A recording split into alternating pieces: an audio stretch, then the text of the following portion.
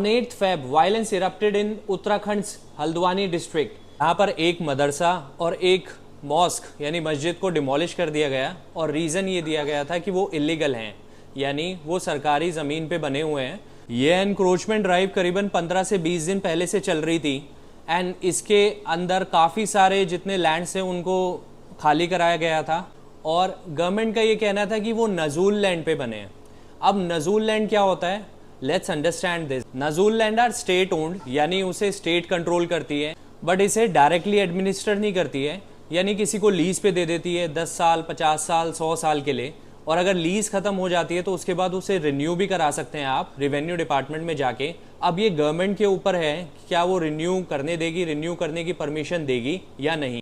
पर ये नजूल लैंड होते क्या हैं, देखो ब्रिटिश के टाइम पे जब किंग्स एंड क्वींस होते थे तो ब्रिटिश और किंग्स इन सब में लड़ाई होती रहती थी एंड ब्रिटिश उनका लैंड छीन लेते थे और कब्जा कर लेते थे उन पे।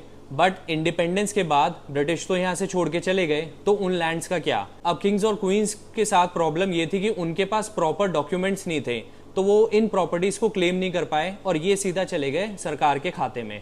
अब ये जितने जितने नजूल लैंड्स हैं वो रिस्पेक्टिव स्टेट गवर्नमेंट्स के कंट्रोल में रहते हैं। बताया ये जा रहा है कि जहाँ पे ये 2 मॉस्क और मदरसा सिचुएटेड थे वो म्युनिसिपल नजूल लैंड है, यानी नगर निगम का नजूल है, तो इसलिए उन्हें खाली कराया गया था।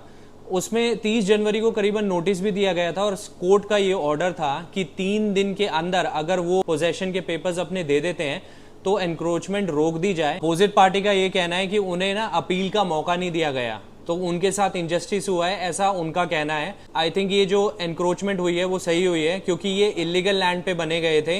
ये जितने 2 स्ट्रक्चर जो थे वो इलीगल थे, वो गवर्नमेंट ओन्ड लैंड पे थे। ये नजूल लैंड गवर्नमेंट बहुत डिफरेंट पर्पसेस के लिए यूज़ करती है, जैसे कि हॉस्पिटल बनाना या ग्राम पंचायत के ऑफिस या और कोई भी पब्लिक ऑफिस बनाना, तो इन सब के लिए नजूल लैंड का यूज़ होता है।